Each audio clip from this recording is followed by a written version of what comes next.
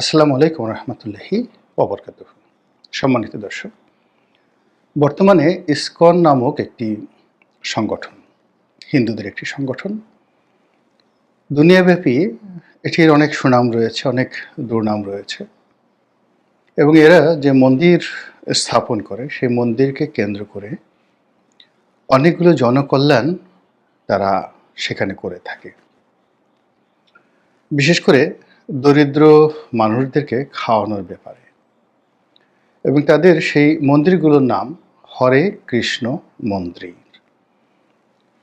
তো এই হরে কৃষ্ণ মন্দির আমেরিকার মাটিতে কতটা জনপ্রিয় এবং কতটা ইনফ্লুয়েন্সিয়াল সেটি হলো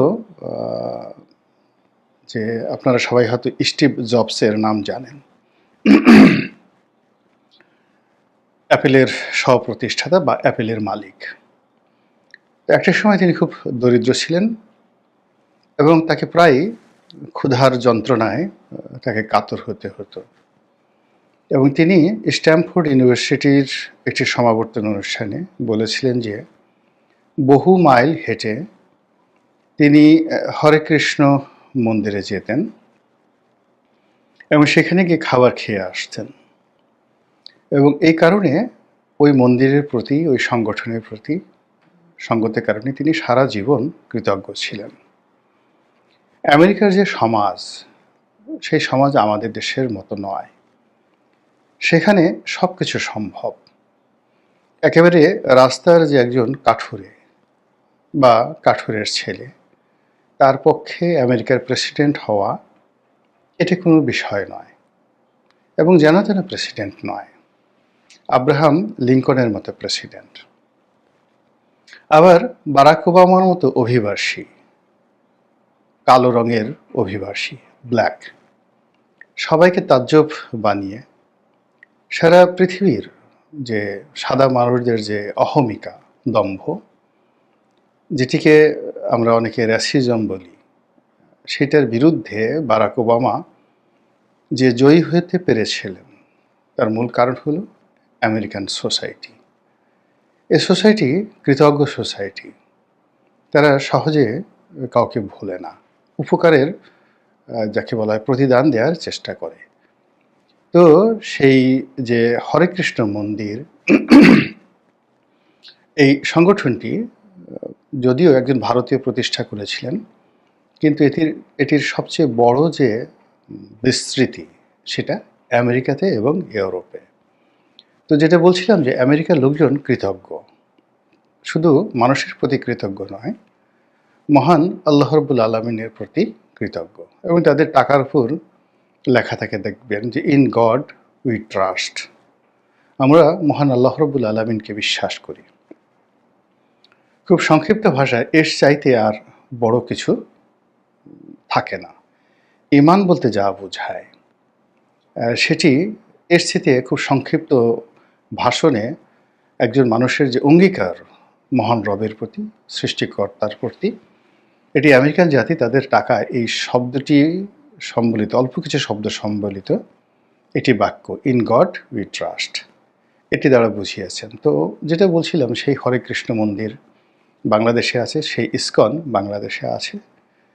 তো আমাদের দেশে আমরা সবাই মনে করছি যে এটা একটা উগ্র হিন্দুবাদী সংগঠন, এদের দোষের কোনো শেষ নেই। এরা দিল্লির তাবেদার, ভারতের দালাল এবং আওয়ামী লীগের বি টিম। বাংলাদেশিদের যত কর্মকাণ্ড আছে, সকল কর্মকাণ্ড মূলত বাংলাদেশকে, বৃহত্তর বাংলাদেশকে তারা ভারতের সঙ্গে একীভূত করার জন্য সুদূর প্রসারী 50 বছরের একটা মাস্টার প্ল্যান নিয়ে তারা এগোচ্ছে। আমাদের দেশের যারা সাধারণ মানুষ, ধর্মপ্রাণ আলেম ওলামা, তারা এই ধরনের কথাই প্রচার করেন।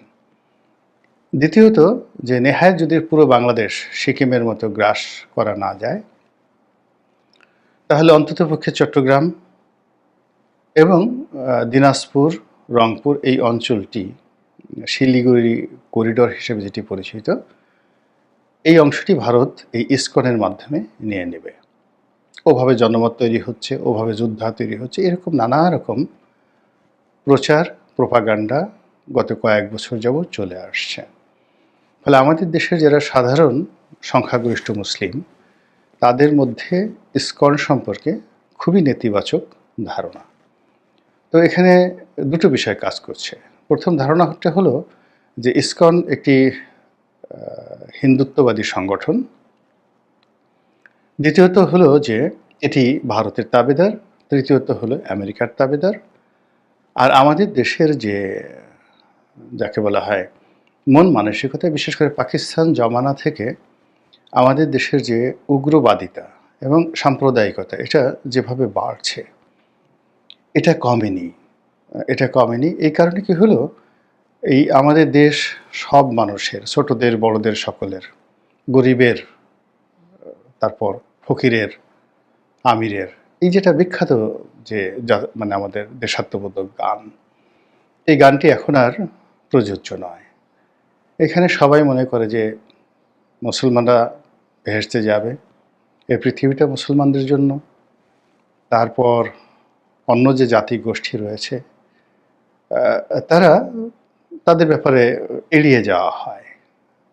এবং এই যে কাফের, মুশরেক, ইহুদি, নাসারা, এই শব্দগুলো মাঠে ঘাটে ময়দানে এমনভাবে প্রচার করা হয় যে আমেরিকার প্রেসিডেন্ট সে নাসারা, তারপর কোকাকোলা ইহুদি, ফেসবুক ইহুদি, টুইটার ইহুদি। অতএব এইগুলো যতটা পারেন কম ব্যবহার করা যাবে, বা যতটা সম্ভব এদেরকে অ্যাভয়েড করতে হবে। এই বিষয়গুলো নিয়ে নিদারুণ প্রচার এবং প্রোপাগান্ডার ফলে আমাদের এই সমাজে অনেকগুলো বিষয় একেবারে দাও দাও করে জ্বলছিল। এবং সেই যে জাজল্যমান মানুষের হৃদয়ের যে আগুন, ক্রোধ, এগুলো এই শেখ হাসিনার পতনের পর আমরা দেখলাম বিভিন্ন জায়গাতে দাও দাও করে জ্বলে উঠেছে। প্রথম আলো অফিস পোড়াতে হবে, ডেইলি স্টার বন্ধ করতে হবে, কারণ দিল্লির দালাল, ভারতের দালাল, মানে হিন্দুত্ববাদের দালাল। ইসকনকে নিষিদ্ধ করতে হবে, এর কারণ হলো ভারতের দালাল, দিল্লির দালাল এবং আওয়ামী লীগের বি টিম। এবং একই সঙ্গে ইসকন যে সকল মুভমেন্ট করছে এই গত ৩-৪ মাসে, আগের থেকেই তাদেরকে খুব সন্দেহের চোখে দেখা হচ্ছিল। এবং এই ৩ মাসে তাদের যে মুভমেন্ট, সেটা হলো তুমি চিৎকার করবে কেন, কথা বলবে কেন, চলাফেরা করবে কেন? তোমাদের আম্মা হুজুর যেখানে পালিয়ে গেছেন সেখানে তোমরা নীরব থাকবে অথবা পালিয়ে যাবে।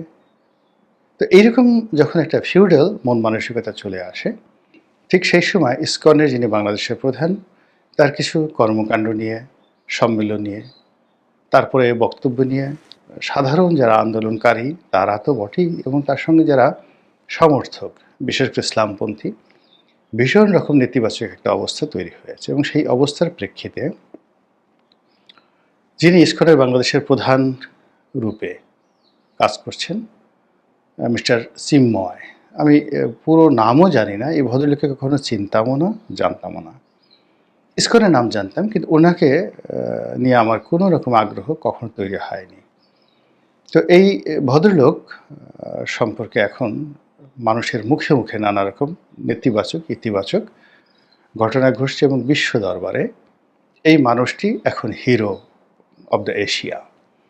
তার জন্য মার্কিন প্রশাসন চিন্তিত, তার জন্য পেন্টাগন চিন্তিত, তার জন্য দিল্লি চিন্তিত, ইউরোপীয় ইউনিয়নের সকল রাষ্ট্রদূতরা চিন্তিত। এবং এই সকল যে তাদের চিন্তার কারণ হলো বাংলাদেশে জঙ্গিবাদ মারাত্মক আকার ধারণ করেছে, এবং যেগুলো শীর্ষস্থানীয় রাজনৈতিক দল তাদেরকে টার্গেট করে পশ্চিমারা তাদের নড়াচড়া আগের মতো শুরু করেছে। ইতিমধ্যেই জামাতের আমিরের সঙ্গে ইউরোপীয় রাষ্ট্রদূত যারা আছেন তারা দেখা করেছেন। তারপর মিস্টার ডোনাল্ড ট্রাম্প সংখ্যালঘুদের উপর যে নির্যাতন নিয়ে যে সকল কথা বলেছেন, এবং এই চিন্ময় যিনি আছেন, মিস্টার চিন্ময়, ইসকনের প্রধান, তার মুক্তি নিয়ে ভারত যেভাবে প্রতিক্রিয়া দেখিয়েছে এবং ইসকনের হেডকোয়ার্টার যেভাবে প্রতিক্রিয়া দেখিয়েছে, তাতে মনে হয়েছে যে আমরা একটা ফাঁদের মধ্যে পড়ে গিয়েছি। এখন এই ফাঁদ, এটি কি দিল্লি আমাদের জন্য পেতে রেখেছিল, নাকি আওয়ামী লীগ সন্দেহ অনুযায়ী এটা পেতে রেখেছিল? আমার বক্তব্যটা হলো যে যারা বিতাড়িত, যারা পরাজিত তারা সবসময় এটিতে ফাঁদ পাতবে। দেখবেন যে যে সকল যোদ্ধা জাতি বা আক্রমণকারী যারা পরাজিত হয়ে চলে যায়, যাওয়ার আগে পুরো ভূমিটিকে বসবাসের অনুপযোগী করে যায়। বাড়িঘর জ্বালিয়ে দেয়, শস্যক্ষেত্র জ্বালিয়ে দেয় এবং জায়গায় জায়গায় মাইন পুঁতে রাখে। 1971 সনে আমাদের সেই পুরো কর্ণফুলী চ্যানেলটিতে তারা এমন মাইন পেতে রেখেছিল যেন ওখানে কোনো জাহাজ ঢুকতে না পারে। রাশিয়ার সহযোগিতা আমরা সেই মাইনকে সব তুলে নিয়েছি বা মাইন মুক্ত করা হয়েছে কর্ণফুলী চ্যানেল। আদারওয়াইজ চট্টগ্রাম বন্দর আমাদের পক্ষে ব্যবহার করা একেবারে অসম্ভব ছিল যদি রাশিয়ার মতো বন্ধু আমরা ওই সময়টিতে না পেতাম। তো এরকম অনেক জায়গায় আফগানিস্তানে এখনও দেখবেন যে আমেরিকানরা অসংখ্য মাইন পুঁতে রেখেছে এবং সেই মাইন এখনও বিস্ফোরিত হচ্ছে।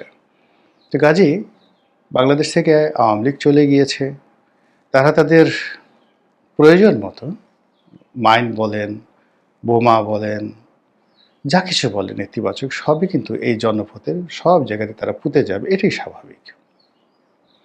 তো কাজেই আমি যখন চলাফেরা করব, আমি বলতে সরকারকে বোঝাচ্ছি, যারা আন্দোলনে বিজয়ী হয়েছেন সে সকল ছাত্র জনতাকে বোঝাচ্ছি, আমরা যখন চলাফেরা করব তখন এই বিষয়গুলোকে কগনিজেন্সে নিয়েই তারপর আমরা এগোবো। যেমন ইসকনের সাথে এ যাবৎকালে যে মারামারি হলো, ঢাকাতে হয়েছে, তারপর চট্টগ্রামে হয়েছে এবং এখানে খুনোখুনির মতো ঘটনা ঘটে গেছে। এই জিনিসগুলো ঘটার পর যখন সারা দুনিয়া এখন ইসকনের পক্ষে দাঁড়িয়েছে এবং ইউনূস সরকারের জন্য খুবই একটা বিব্রতকর পরিস্থিতি তৈরি হয়েছে, ঠিক সেই সময়টিতে এখন সরকারের অনেকেই বলছেন যে আমরা ফাঁদে পা দেব না, উত্তেজিত হওয়া যাবে না, এটা করা যাবে না, ওটা করা যাবে না। এবং সম্ভবত এই যে ভদ্রলোককে গ্রেপ্তার করা হয়েছে তাকে এখন জামিন দেওয়ার জন্য সরকার সর্বোচ্চ চেষ্টা চালাচ্ছে। তো আমার বক্তব্যটা হলো যে এই কাজটি যখন আপনারা করবেনই, তখন প্রথম পর্বে কেন গেলেন? ইসকনের সঙ্গে আপনার বিরোধিতা দরকার, ইসকনকে আপনি নিষিদ্ধ করতে চান বা বাংলাদেশকে তাদের জন্য অনুকূল রাখতে চান না, তাদেরকে বাংলাদেশ থেকে তাড়াতে চান, এজন্য সময় নিতে হবে, যথেষ্ট সময় নিতে হবে। 1 বছর, 2 বছর, 3 বছর, 5 বছর। একটি 60 বছরের পুরনো একটা প্রতিষ্ঠান, তাদের অনেক ছলা কলা কৌশল রয়েছে, বা এটা আমি নেতিবাচক অর্থে বললাম, ইতিবাচক অর্থে তাদের অনেক সাংগঠনিক ভিত্তি আছে যা দিয়ে তারা এই সমাজের এবং রাষ্ট্রের রন্ধ্রে রন্ধ্রে তারা ঢুকে গিয়েছে। আপনি রাতারাতি এসে 2-4 বছরে এই সমস্যাটা সমাধান করতে পারবেন না। বলা হচ্ছে সিঙ্গাপুরে নিষিদ্ধ করা হচ্ছে। সিঙ্গাপুর ছোট্ট একটি দেশ, সেখানে অনেক কিছু সম্ভব এবং সেখানে বলতে গেলে সিঙ্গাপুর সরকার চালায়, ভারতের যারা উগ্রবাদী হিন্দু আছেন তাদের একটা সংগঠন আছে, সব মিলিয়ে। তো এখানে ইসকনকে নিয়ে খোদ ভারতে, খোদ দিল্লিতেই কিন্তু হিন্দুদের মধ্যে, বিজেপির মধ্যে অনেকগুলো যাকে বলে বিভক্তি রয়েছে। কিন্তু বাংলাদেশে ঠিক ইসকনের সাথে শক্তিশালী কোনো হিন্দু সংগঠন নেই, যেটি সিঙ্গাপুরে আছে, যেটি ইউরোপে আছে, কিন্তু আমেরিকাতে নেই। ফলে কি হলো, ভারত কি করছে, তাদের হিন্দুত্ববাদকে যারা রিপ্রেজেন্ট করছে সংখ্যাগরিষ্ঠতা নিয়ে, শক্তি নিয়ে, তাদেরকে তারা সমর্থন করছে। যেহেতু বাংলাদেশে ইসকন অনেকটা জামাতের মতো, জামাতের যে সাংগঠনিক ভিত্তি রয়েছে, অর্থ রয়েছে, অনেক কর্মকাণ্ড রয়েছে, ঠিক তদ্রূপ ইসকনেরও ঠিক সেই রকম হিন্দুদেরকে কেন্দ্র করে নয়, মুসলমানদেরকে কেন্দ্র করেও কিন্তু তাদের অনেক প্ল্যান আছে, পরিকল্পনা আছে এবং তারা একটা সংগঠিত শক্তি। এবং সেই শক্তিটা কতটা দুর্ধর্ষ এবং কতটা বেপরোয়া তারা আমরা এই কয়দিনে দেখেছি। যেখানে আওয়ামী লীগের বড় বড় রাঘব বোয়ালরা চিত হয়ে পড়ে গিয়েছেন, পালিয়ে গেছেন, সেখানে আমরা যাদেরকে সংখ্যা লঘিষ্ঠ হিসাবে তুচ্ছ-তাচ্ছিল্য করছি, যাদেরকে বিভিন্ন সময় নির্যাতন করার পরেও যারা কখনো রুখে দাঁড়ায়নি, কিংবা যাদেরকে আমরা অনেকেই গনিমতের মাল হিসেবে গণ্য করতাম, যখনই সুযোগ পেয়েছি সেই পাকিস্তানের জমানাতে হিন্দু নারী, হিন্দু সম্পত্তি, এগুলোকে সব শত্রুর সম্পত্তি বা গনিমতের মাল হিসেবে আমরা অনেকেই মনে করে এগুলো ভোগ দখলের চেষ্টা করেছি। সেই ধারা এখন যে বন্ধ হয়েছে এটা কিন্তু বলা যাবে না। তো এরকম একটি দুর্বল